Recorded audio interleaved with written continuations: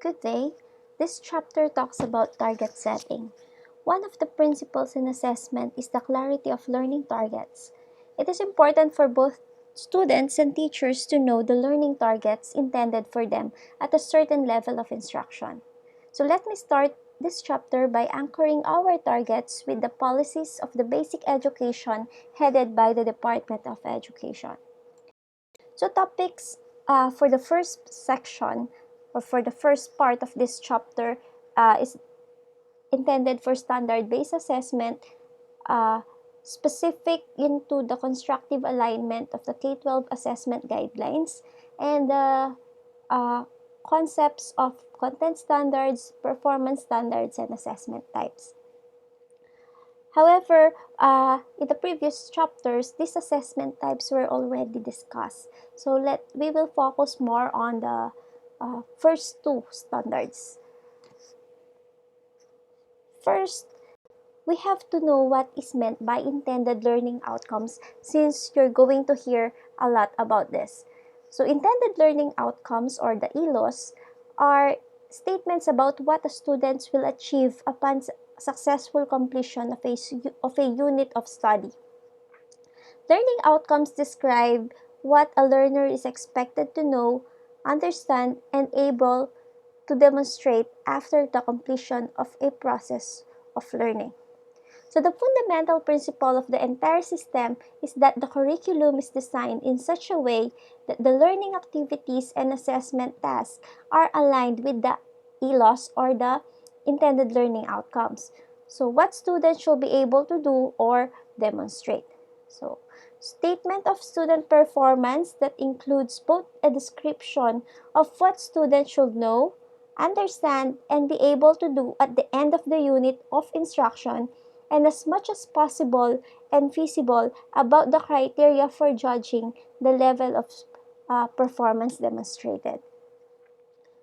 So what is actually meant by the constructive alignment of this K-12 assessment? So when we talk about constructive alignment, it is the principle of constructive alignment for devising, teaching, learning activities, and assessment tasks is the underpinning concept of curriculum design and the development to achieve intended learning outcomes. So curriculum is designed in such a way that the learning activities and assessment tasks are aligned with the intended learning outcomes, what the student should be able to do or demonstrate. So we would like to emphasize here that the curriculum should be designed in such a way that learning activities and assessment tasks are aligned. So there should be really an alignment of the learning activities and the assessment tasks with whatever intended learning outcomes that we have for a certain unit or instruction. So here's a figure showing that specific concept. So we have here the intended learning outcomes as our center, and the learning and teaching activities must be designed for us to meet these learning outcomes. At the same time, the assessment methods should also be designed for us to assess this intended learning outcomes. So if you will see, yung arrow is leading towards the intended learning outcomes. Kasi yun talaga yung piniprepare natin as teaching learning activities. And at the same time, ito rin dapat ang maging basis natin for our assessment. So the constructive alignment theory contended by these three fundamental beliefs. So the first belief is that a framework of curriculum design in which intended learning outcomes, teaching methods, assessment, and evaluation are all interdependent. So all of these are interdependent. So across these areas, they are connected to each other. And only by truly integrating these components together do we get efficient student learning. So, hindi pwedeng iba ang outcome mo, tapos iba yung method mo, tapos iba din yung assessment and evaluation mo. Dapat pare-pareho, dapat isa lang yung pupuntahan yan. Kung hindi, hindi mo makukuha talaga kung ano yung gusto nating ma-achieve, no? In terms of student learning.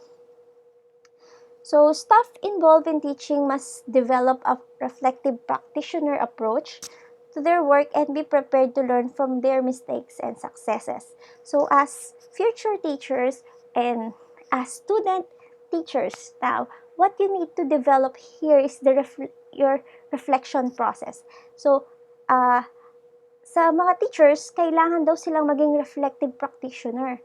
So, they should develop this approach na whatever they are doing, they have to reflect on whatever they have done and look for their mistakes and successes in order to improve it for the next time that they will be doing that.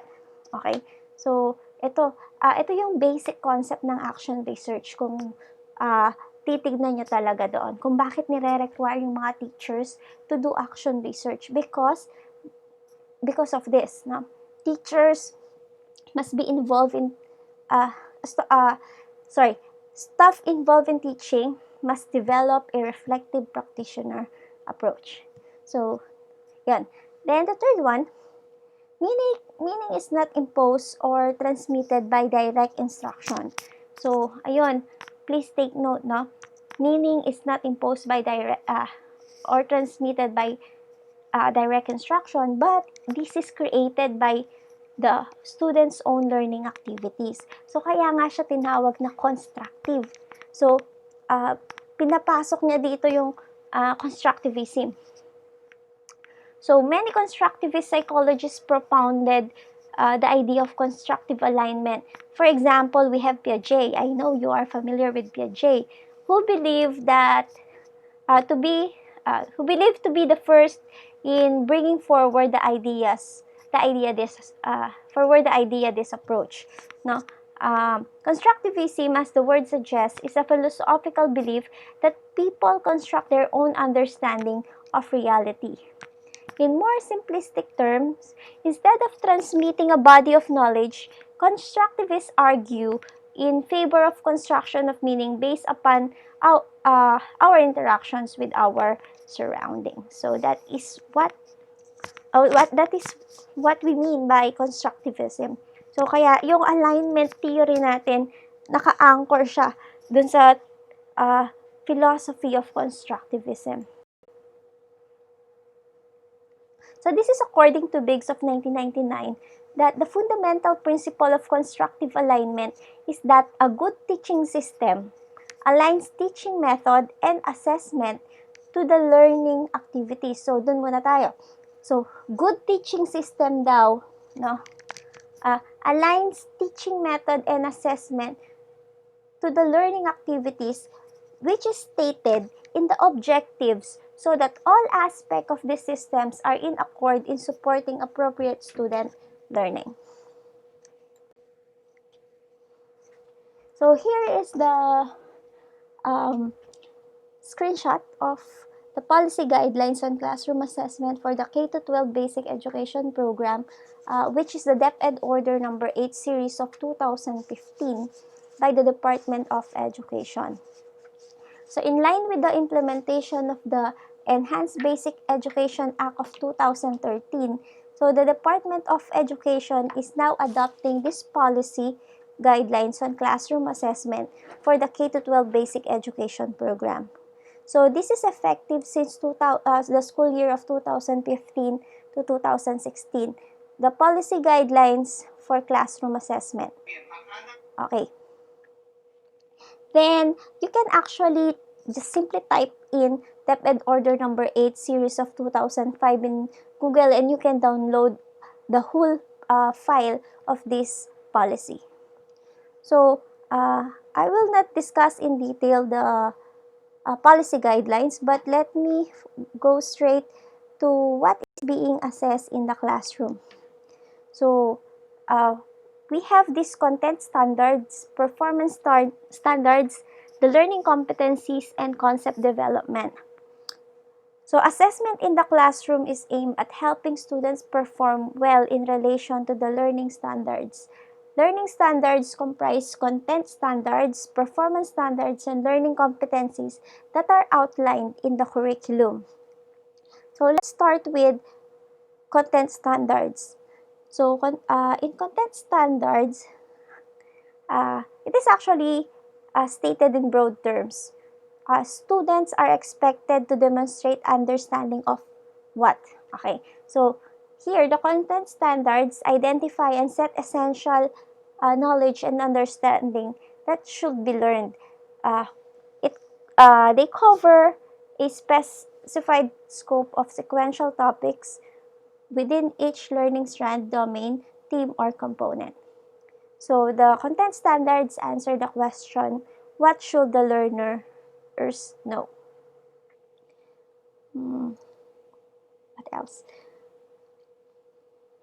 So students are not just expected to understand, but they should be able to demonstrate and provide evidences of that understanding. So evidence-based understanding therefore makes the content standards measurable. Next is performance standards. So we also assess performance standards. When we say performance standards, this describes the abilities and skills that learners are expected to demonstrate in relation to the content standards and the integration of 21st century skills. So the integration of knowledge, understanding, and skills is expressed through creation, innovation, and adding value to products, performance during independent work or in collaboration with others. So the performance standards answer the following questions. What can learners do with what they know? How well must learners do their work? How well do learners use their learning or understanding in different situations? How do learners apply their learning or understanding in real-life contexts? And what tools and measures should learners use to demonstrate what they know? So the performance standards are benchmarks of transfer of learning. So the performance standards define the expected proficiency level in which is expressed in two ways. So students should be able to use their learning or understanding in real-life situations, and they should be able to do this on their own. Students are expected to produce products or performances as evidences that they can transfer or use their learning in real-life situations. Next is learning competencies. So when we say competency, it is the ability to apply or use a set of related knowledge, skills, and abilities required to successfully perform critical work functions or tasks in a defined work setting. So competencies often serve as the basis for skill standards that specify the level of knowledge, skills, and abilities required for success in the workplace, as well as potential measurement criteria for assessing competency attainment. So it refers to the knowledge, understanding, skills, and attitudes that students need to demonstrate in every lesson and or learning activity. So these are ways to verify the learner has in fact learned what was intended in the learning objectives. So let me give an example, particularly in your field. So professional competencies needed for a good teacher and for your teaching are classified into three major competencies, such as instructional competencies, organizational competencies, and evaluative competencies. So yung tatlong yon are your major competencies na dapat ma-develop as you are in the teacher education training. Okay, to be specific on student outcomes, so our target, no, in example, ito I just look into the learning areas intended for Filipino or languages, no? So here are our target for grades 1 to 6 and grades 7 to 10. So, pakita ko lang yung kung ano yung competency. Meron tayong skills na nade-develop, and for languages, the macro skills are the listening, speaking, reading, and writing. So, yun yung tina-target natin for the grade 1 to 10, no? Grade 1 to 6.